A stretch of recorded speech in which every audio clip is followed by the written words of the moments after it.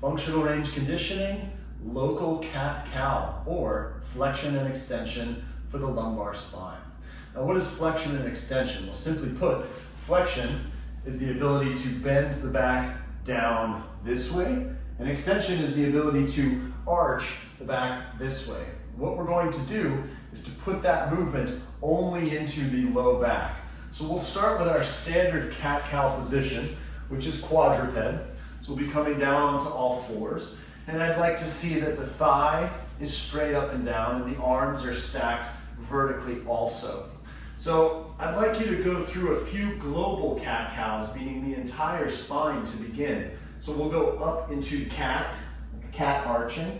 I'm using my abdominal muscles and the muscles on the front side of my neck to do this movement. And we'll go into the cow, which is the opposite direction. Now I'm using muscles on the back of my spine to achieve this. So global cat-cow is a movement of the entire spine.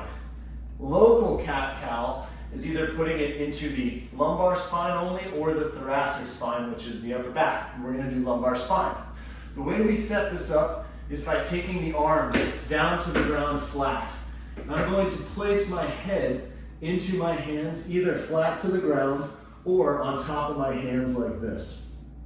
Now from here, I'm going to create the same cat-cow movement, but I'm only going to do it with my lower spine. So I'm going to start with arching my lower spine up, creating contraction of my abs, and I'm going to arch my lower spine down. I'm going to bring it up, I'm going to arch it down.